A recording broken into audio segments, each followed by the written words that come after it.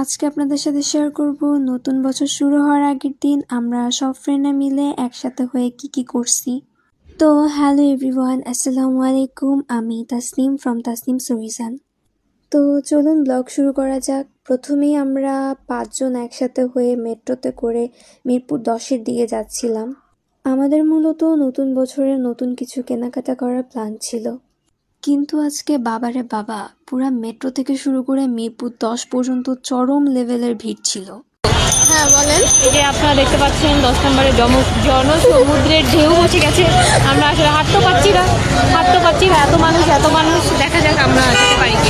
দোকানগুলোতেও এত ভিড় ছিল যে দেখে মনে হচ্ছিল সবাই ঈদের শপিং করতে আসছে। তো আমরা এত ভিড় ঠেলামেলা খায় আর তেমন কিছু কেনাকাটা করতে পারি নাই।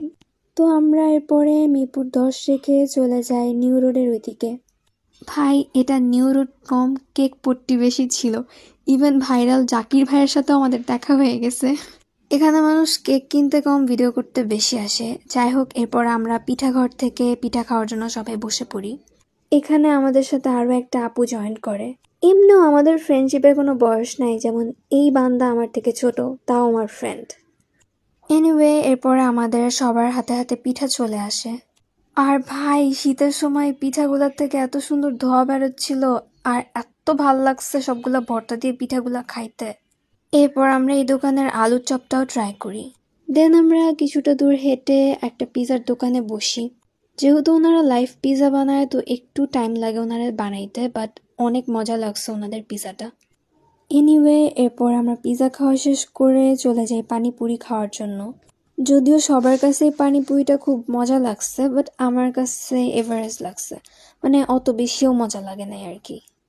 এরপর আমরা নন ভাইরাল একটা কেকের দোকানে চলে যাই এখানকার কেকগুলো টেস্ট করার জন্য। এই দোকানের 2টা কেকই পুরো মাখনের মতো ছিল, মানে মুখে দিতেই মেল্ট হয়ে যায়, এত মজা। চকলেট কেক, বাটারস্কচ কেক, 2টাই পুরা সুপার ছিল। পরে তো একটা আপু এখান থেকে পার্সেলও নিয়ে যায়, আর আরেকজন হলো গিয়ে ওনাদের হোয়াটসঅ্যাপ নাম্বার নিয়ে রাখছে। আমরা ভাবছিলাম যে আমরা এখান থেকে একটু পাহাড়ি খানা দানা ট্রাই করব, বাট আমাদের অনেক বেশি চায়ের ক্রেভিংস হয়। দোকানের ডেকোরেশন দেখে ভাবছিলাম চা মনে হয় অত্যাধিক লেভেলের মজা টজা হবে, বাট তেমন আহামরি কিছু লাগে নাই। বাট যেহেতু শীতের সময়, তো গরম গরম চা খাইতে মোটামুটি ঠিকঠাক লাগতেছিল।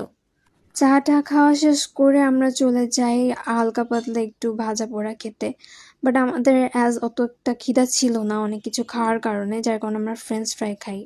এরপরে শীতের মধ্যে আমরা কিছুক্ষণ আগুন বিলাস করি।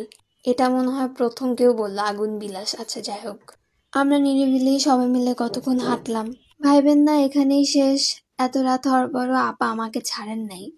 আমরা রওনা দিলাম আপার বাসার উদ্দেশ্যে, অ্যান্ড তারপরে আপার বাসায় যাই কিছুক্ষণ আমরা রেস্ট নিয়ে আমরা চলে গেছি ছাদে। যেহেতু আমরা ওরকম প্রোগ্রাম অ্যারেঞ্জ করি নাই, তো আমরা অন্যদের প্রোগ্রাম দেখছিলাম দাঁড়ায়। এরপর আমরা নিচে ছাদে চলে যাই নিজেদের মতো টাইমটাকে স্পেন্ড করার জন্য। যদি বাসো ভালো আমাকে, তবে কেন থাকো দূরে দূরে, সহে না যত না কি করি বলো না।